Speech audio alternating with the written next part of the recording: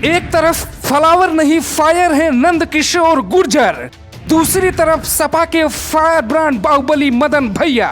सर्वे समीकरण जातिगत आधार पर कौन होगा किंग। यूपी की 403 लोकसभा सीटों में से एक है गाजियाबाद की लोनी सीट। लोनी सीट पर लड़ाई इतनी कांटे की है कि हर बगिया में कांटे ही कांटे हैं। इस सीट की लड़ाई फ्लावर नहीं फायर क्यों है, ये समझाते हैं। लोनी सीट पे 3 शब्द है। पहला है अली, दूसरा बजरंग बली और तीसरा बाहुबली। बीजेपी का नारा है।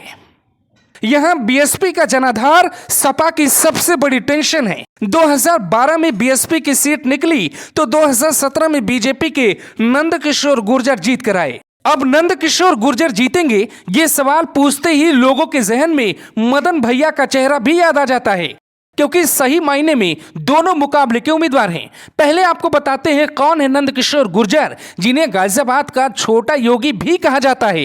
नंद किशोर का स्टाइल योगी की तरह ही एकदम बेबाक है। वो मुर्गा की दुकानें बंद करवाने के लिए खुद चले जाते हैं और पुलिस वाले खड़े रहते हैं और ये कहते हैं कि मुर्गा दिल्ली में बिकेगा, गाजियाबाद और लोनी में नहीं।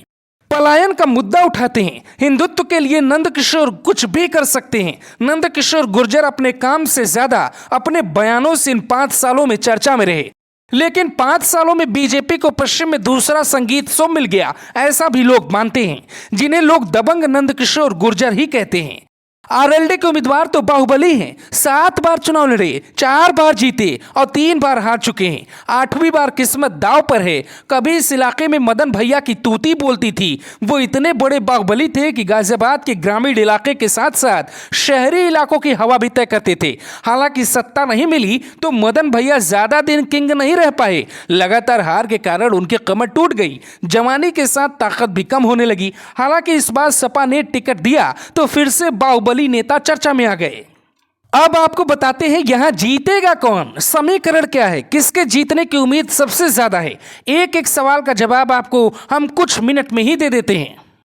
यहां सीधी लड़ाई गुर्जर बनाम गुर्जर हो गई तो नंद किशोर भी गुर्जर हैं। लोनी में कुल वोटर 4,55,000 हैं, जिसमें यहां सबसे ज्यादा मुस्लिम वोटर हैं, करीब 1 लाख मुस्लिम वोटर। लेकिन ये 4 भागों में बंटकर 25-25 हजार के टुकड़े में हो जाते हैं।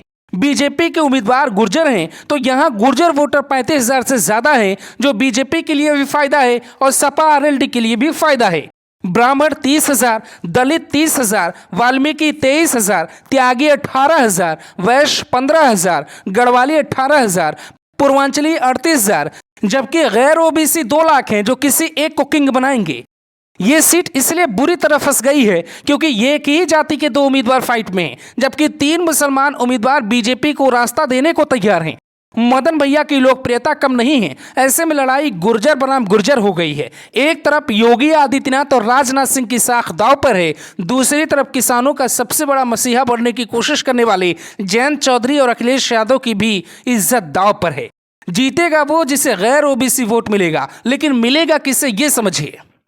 बीजेपी से गुर्जर उम्मीदवार हैं तो सपा आरएलडी ने भी एक गुर्जर को मैदान में उतारकर लड़ाई को बेहद मुश्किल बना दिया। बीएसपी से मुस्लिम उम्मीदवार हाजी आकिब चौधरी हैं, कांग्रेस से यामिन मलिक हैं, एआईएम से भी मुस्लिम प्रत्याशी हैं जिनका नाम डॉक्टर मेहताब है, जो वोट काटने का काम कर सकते हैं, ऐसा लोग दावा करते हैं। 3-3 मुस्लिम उम्मीदवार होने के कारण वोट एक पार्टी को नहीं मिलने वाला है, ऐसा भी लोग कहते हैं। सपा बीएसपी में मुस्लिम वोट ज्यादा बटेगा, जबकि एआईएम और कांग्रेस को भी जाएगा।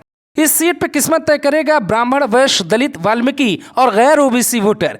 यहां सपा आरएलडी से एक गलती हो गई। दरअसल ये सीट चली गई आरएलडी के पास और वो किसी भी हाल में मुस्लिम उम्मीदवार नहीं उतारती, जिसका फायदा यहां बीजेपी को मिलता दिख रहा है। अगर ये सीट सपा के पास होती और उम्मीदवार सपा से कोई मुस्लिम होता तो शायद नंद किशोर गुर्जर के लिए बहुत बड़ी मुश्किल खड़ी हो जाती। अगर आरएलडी का कोई उम्मीदवार मुस्लिम ही हो जाता तो लड़ाई एक तरफा भी हो जाती। गुर्जर, गैर ओबीसी वोटर, यादव मुस्लिम सपा को जिता देते, लेकिन फिर भी लड़ाई कांटे की है। नंद किशोर गुर्जर हिंदुत्व के एजेंडे पर हैं, मदन भैया किसान, जाट और मुसलमान के सहारे हैं। इस सीट पे दोनों नेता दबंग हैं और दोनों नेताओं का स्टाइल उन पे भारी भी पड़ेगा और कुछ मामलों में भारी नहीं पड़ेगा। हालांकि बीजेपी के लिए एक शुभ संकेत दिखाई देता है। सपा बसपा एआईएम का उम्मीदवार मुस्लिम होने के कारण भारी मात्रा में मुसलमानों का वोट किसी एक पार्टी को नहीं जाएगा। ऐसे में अगर यहां की सीट पर नंदकिशोर गुर्जर को गैर ओबीसी वोटरों ने वोट किया तो बीजेपी के विधायक बनते दिखाई दे रहे हैं। लेकिन अगर ये वोटर मदन भैया के साथ गया तो फिर तय है कि लोनी से सपा आरएलडी का कैंडिडेट ही जीतेगा, क्योंकि मदन भैया की लोकप्रियता भी नंदकिशोर गुर्जर से कहीं कम नहीं है। लोनी की लड़ाई वही जीतेगा जो व्यक्तिगत आधार पर भी वोट लेकर आएगा, क्योंकि पार्टी के दम पे जीतने का ख्वाब देखने वाला कैंडिडेट बहुत बुरी तरीके से हारेगा। ऐसे में नंदकिशोर गुर्जर मदन भैया से थोड़ा पीछे दिखाई देते हैं।